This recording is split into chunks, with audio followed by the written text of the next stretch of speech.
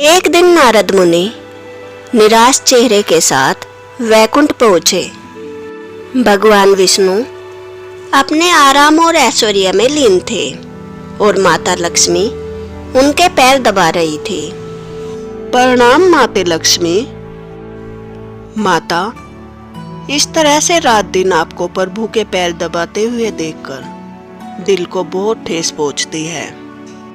माता, आप तो महालक्ष्मी हैं, हर तरह से प्रभु के बराबर। फिर भी प्रभु हमेशा ऐश्वर्य और आराम में लीन रहते हैं और आप हरदम उनकी सेवा करती रहती है, उनके पैर दबाती रहती है। तीनों लोकों में भिन्न भिन्न प्रकार की समस्याएं हैं। संसार का पालन करता खुद तो योग निद्रा में है और देवी आपसे अपने पांव दबवा रहे हैं।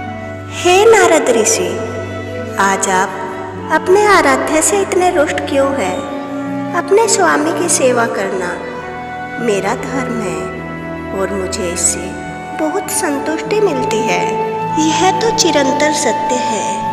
वैकुंठवासी आदित्य के नाथ प्रकृति हमेशा दबाती रहेगी। हे नारद ऋषि, ये तो आपको ज्ञात ही है। वैकुंठवासी आदित्य मेरे स्वामी है और जब पुरुष विष्णु होते हैं तब प्रकृति लक्ष्मी होती है। हे माते, आपने सत्य कहा। भगवान विष्णु मेरे आराध्य है, परंतु अपनी माता का कष्ट देखकर मैं कब तक शांत रह सकता हूँ। मेरे आराध्य नारायण को वैकुंठ में इस तरह आरामदायक जीवन व्यतीत नहीं करना चाहिए। यह कार्य तो राजसिक शक्तियों का होता है। मेरे आराध्य तो सात्विक है, उन्हें साधु संतों की तरह जीवन व्यतीत करना चाहिए, तभी वे हम सभी भक्तों के पूजने योग्य होंगे। और तभी भगवान विष्णु अपनी योग निद्रा से उठ जाते हैं। हे नारद मुनि, कैसे आना हुआ आपका? हे प्रभु, आज हम आपसे रुष्ट हैं। क्यों नारद मुनि, ऐसा क्या अपराध हो गया हमसे जो आप हमसे रुष्ट हैं? हे प्रभु, आप सर्वज्ञानी हैं, आप सब कुछ जानते हैं और मैं यह भी जानता हूँ आपसे कोई गलती नहीं हो सकती। तो जो मेरी आंखें देख रही है उसे मैं कैसे स्वीकार करूँ? नारद मुनि, अब आप बताइए, मेरे इस अपराध के लिए क्या दंड है?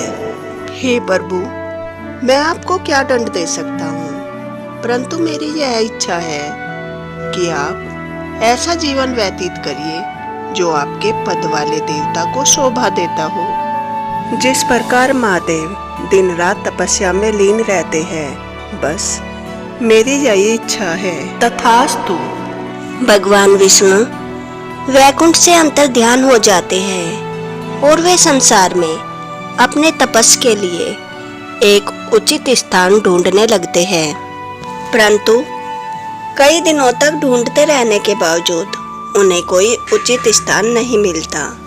वे देवी योग माया का आह्वान करते हैं। प्रणाम नारायण। प्रणाम देवी योग माया। हे देवी, नारद मुनि की इच्छा के अनुसार मुझे एक महादेव की तरह का तपस करने का स्थान चाहिए, जिसे ढूंढने में मैं असमर्थ हूँ। महादेव का स्थान तो सर्वोच्च है, पूर्णता शीतल, प्रकृति से घिरा हुआ, सदैव शांत स्थान ही तपस योग्य होता है।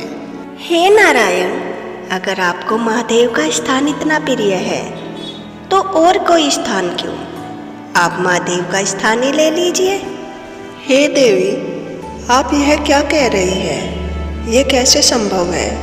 महादेव मुझे अपना स्थान क्यों देंगे? हे नारायण, महादेव तो तपस्या में लीन है और उनकी अर्धांगिनी देवी पार्वती वे बहुत ही दयालु है।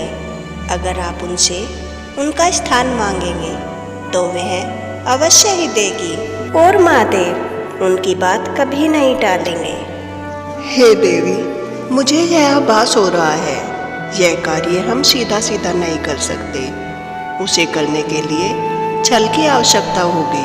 हे योग माया, आप अपनी माया का प्रयोग कीजिए और अपनी माया से मुझे एक बालक की देह में परिवर्तित कर दीजिए। देवी अपनी माया से भगवान विष्णु के वचन सत्य कर देती है और भगवान विष्णु एक बालक के रूप में भगवान शिव और माता पार्वती के ध्यान स्थल पर पहुंच जाते हैं और जोर जोर से रोने लगते हैं।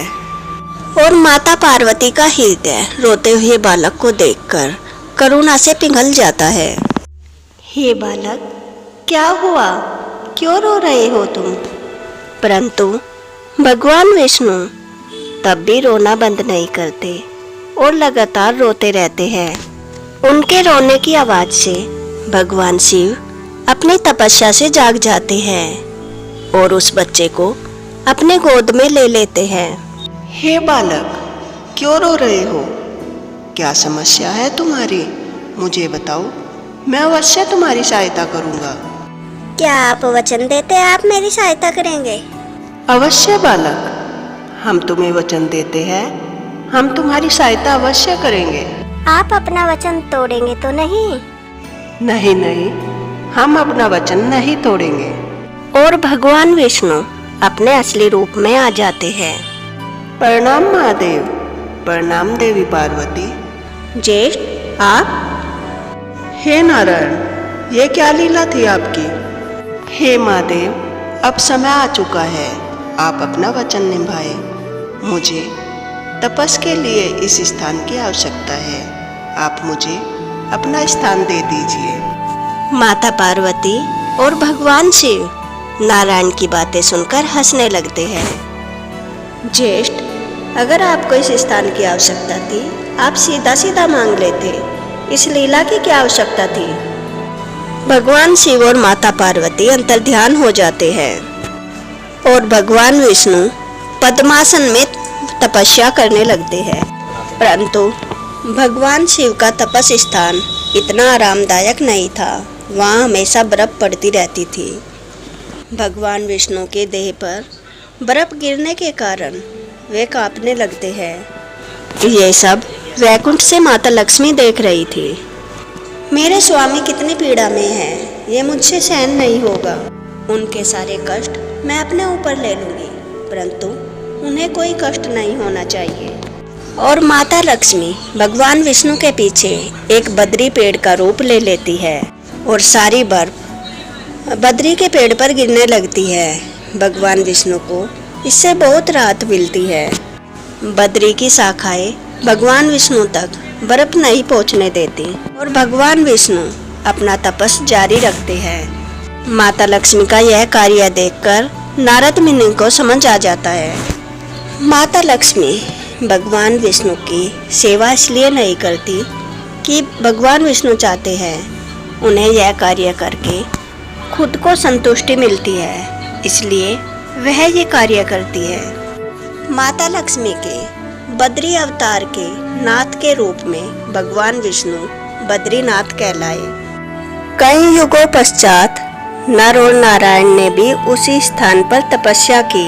नर भगवान विष्णु का आंशिक अवतार थे और नारायण पूर्ण अवतार। बद्री वृक्ष के नीचे तपस्या करने से उनकी शक्ति प्रवाहित होने लगी और इतने तेजस्वी ऋषियों को देखकर इंद्रदेव कांपने लगे। अगर ये ऋषि इसी तरह तपस्या करते रहे तो जल्द ही ये स्वर्ग पर भी अपना आधिपत्य जमा लेंगे। इंद्रदेव अप्सरा रंभा को नर नारायण की तपस्या भंग करने के लिए भेजते हैं, परंतु बहुत प्रयास के बाद भी नर और नारायण पर कोई असर नहीं पड़ता और कई दिनों तक प्रयास करने के बाद रंभा निराश हो जाती है और अहंकार में बोलती है, कौन हो आप दोनों जो मेरी सुंदरता से आकर्षित नहीं हुए? तीनों लोकों में मैं सबसे सुंदर हूँ, कोई भी ऐसा पुरुष नहीं है जो मुझसे आकर्षित न हो, परंतु फिर भी आप दोनों ऐसा दिखावा करते हैं जैसे आप दोनों को मुझसे कोई फर्क नहीं पड़ता। यह असंभव है। नारायण अपनी तपस्या से उठ जाते हैं। तुम्हें यह लगता है ना तुम अति सुंदर हो? तुम्हें यह विश्वास नहीं है ना कि तुमसे भी सुंदर कोई हो सकता है? और नारायण की तपस्या के तेज से एक नई अप्सरा उर्वशी प्रकट होती है। वह रंभा से कहीं सहस्त्र गुना ज्यादा सुंदर थी। उर्वशी को देखकर रंभा का अहंकार टूट जाता है और वह उर्वशी को अप्सराओं की रानी के रूप में लेकर स्वर्ग लोक चली जाती है। नर और नारायण फिर से तपस्या में बैठ जाते हैं और बद्री रूपी माता लक्ष्मी के आशीर्वाद के साथ नर और नारायण को मिल जाता है। क्या आपको भगवान बद्रीनाथ के प्रकट होने की कथा पसंद आई? अगर कथा पसंद आई हो तो वीडियो को लाइक करें और ऐसी ही नई नई कथाएं सुनने के लिए मेरे चैनल को सब्सक्राइब करें। Thanks for watching. Radhe Radhe.